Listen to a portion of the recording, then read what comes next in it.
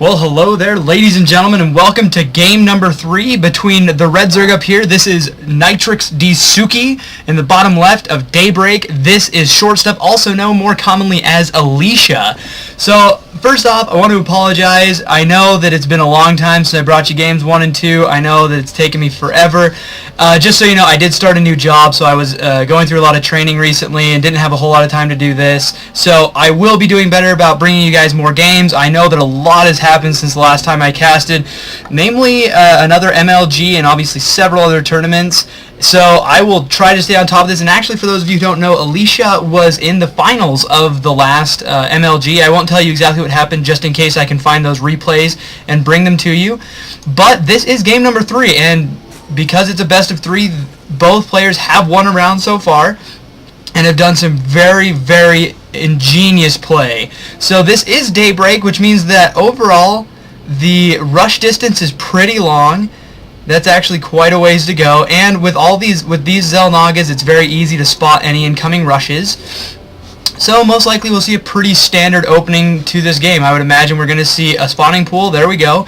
This is going to get put down to keep Short Stuff or Alicia from throwing some cannons back here, especially on this map. This is really easy to do. You put a pylon right about there, right there, and then you put a cannon in here, and it is very hard to get any kinds of surrounds with drones to shut that down. So this is a really good opening for Suki, making sure he gets that spawning pool. So anyway, as we get this started, just a couple questions for you guys. I was wondering if any of you, for those of you who are subscribers, tell your friends about the site. Please help me publicize this. I want to get this out so that I can afford to spend more time doing this. If I can, get a bunch of subscribers going, I'd really appreciate it. Any help is very, very, very appreciated. I guess I've said that enough. And also, if you're just watching this, go ahead, press the subscribe button. It doesn't cost you anything, and every time I bring out a new replay, you'll get your little YouTube digest update, and you'll be able to tell whenever I bring out those new maps. Now this is kind of interesting. We do have this, I feel like this hatchery is a little bit delayed, maybe not. I mean, he did wait till he was at about 18 or so to put it down, and usually I would almost expect to see it go down a little earlier, maybe around the 15 or the 16 mark, but probably not any big deal. I would imagine we'll see another one go right there. But anyway, yeah, so please subscribe to my channel, help me out. I would love to just continue bringing you more and more games, and just continuing to update you on things that are going up and going on in StarCraft. I love this game. I think it's brilliant, beautifully put together, and I love casting these games. Also, just out of curiosity, I was wondering, what would you guys, and girls, I guess I need to add in there, think if you had a female caster for StarCraft? Like someone who actually knew the game, casting on this channel. What would you think? Go ahead, leave it in the comments below if you feel so inclined. Would that make you more interested in listening? Because obviously StarCraft, as of right now, is very dominated by men. We have a lot of guys playing this, not a whole lot of girls. I have seen a couple women playing in MLG. I know there is actually a pro team out there of just women. So go ahead, let me know. I'd be interested to hear that. I want to know if maybe that's something that would bring some new viewers to my channel, or maybe just interest you guys overall. So let's go ahead, we'll start focusing on this game a little bit more. We do have the third hatchery coming over here for Suki, and Alicia going ahead and getting his expansion pretty well underway. Notice he has only put one cannon here because he did see a couple lings coming out, but not enough to really warrant putting down much more than that. And if we look at the units tab, there are only 4 lings on the field, so most likely Suki's not looking to do any real damage for a little while. Going back to the production tab, Suki is droning very heavily behind this, getting 5 or 6 drones at a time. He's not even getting gas yet, so we're not going to see Ling speed or anything like that. I would imagine that unless Alicia decides to push out at some point, that we're just going to see Suki try and max out his drone count, possibly around 65 or 70, before we see him do much. Get many attacking units or anything like that. And if we look at the income right now, Suki is at 34. They're both tied up right here. On the production tab, we have 7 more on the way, 2 probes, and pretty standard right now. Pretty standard PVZ for those of you who who wonder how the pros do this, we do have a couple more gateways coming in. This Stalker's going to want to try and pick off this Overlord before it sees very much. Sorry, I just switched to Alicia's view, and obviously it's all over the place. But yeah, this Overlord is going to just see these 3 gateways. Now, what this is going to do is it's going to show Suki that there's no huge aggression coming right now. He's going to go ahead and notice if there were 7 gateways coming down, you would see him drop a bunch of spine crawlers, most likely, probably get his gases going and get roaches as quickly as possible, because that would be a 7-gate push. But instead, we do have a Twilight Council, and notice that Alicia waited until that Overlord was killed before he dropped that. Now, I know for a lot of you that are more experienced StarCraft players, that seems very common sense, but just in case you are a new StarCraft player, if you're a Protoss, if you're anyone for that matter, and you got an Overlord in your base, take it out before you drop any next tier tech. Now for Protoss, obviously that's going to be things like, once you've got your gateways down, obviously you can't hide those. They're going to know those are coming out. But that's going to be your Twilight Council, your robotics facility, or your Stargate. That's going to be your next step up in technology. And that's what you want to try really hard to hide from the Zerg player. From those Overlords. And look at this, we do have a little bit of a push coming in here. I would imagine Suki won't have much trouble clearing this up.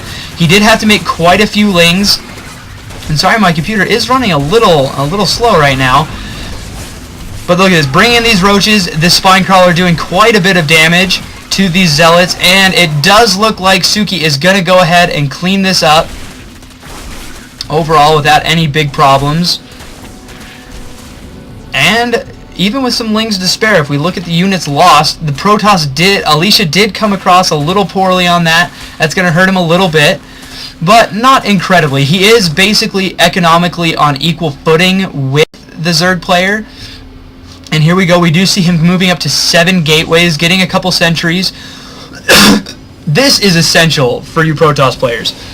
Once you've done this push to the Zerg, excuse me, sorry, you have to get these sentries, especially if you don't have a Stargate. Because basically, I feel like early game, sentries are the counter to roaches. Because the roaches range is only 4 and stalkers is what, 5 or 6? Yeah, there we go, 6. With these sentries, if you can get good force fields off, you can hold this very, very easily. But look at this surface area. The Zerg can get a great concave right there and do a ton of damage with roaches. However, if you have those sentries, you can throw force fields there, you can keep lings from coming in, and you can really hold off the Zerg for a long, long time with those sentries. And that's going to keep the Zerg from being able to just have their way with you during the entire game. And look at this, we're about to see a really big confrontation right here. I feel like the Zerg has the definite upper hand here. These Zerglings are going to do great, but the Blink playing a huge role there, and those Stalkers getting quite a few Ling kills as they blinked forward. If we look at the Units tab, we're going to see, well, the Production tab, we see a bunch more roaches coming in.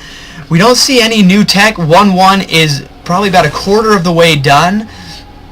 And this is going to be up to Suki to defend. I feel like this is a nice size push with Alicia, and there we go. This is exactly what I was talking about, with sentries being the counter to roaches. This is a beautiful force field right here. It's cutting the army in half and allowing Alicia to basically fight as much of the army as he wants at any given time. I know that Protoss have a hard time with roaches. They are a very robust unit, a very strong unit, but their biggest weakness, I feel, is their range. 4 range is not a whole lot, especially when you're dealing with sentries that have 5 range and stalkers that have 6.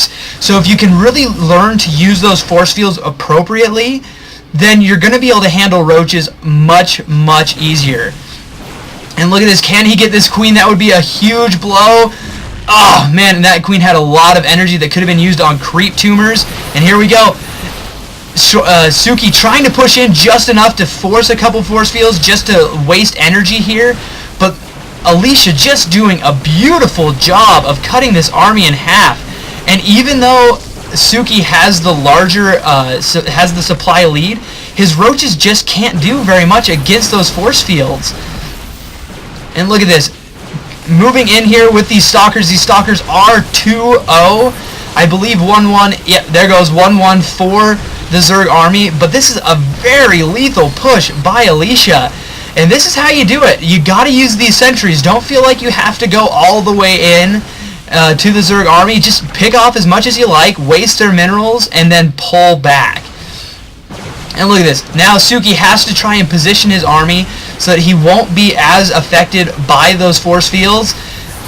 And there they go again. Here come the force fields by our Protoss player. I feel like Alicia is handling this beautifully. I don't really see Suki being able to handle this, being able to stop this. Here we go. He has just dropped below the supply count for the Protoss, which is obviously never a good sign as a Zerg player, especially.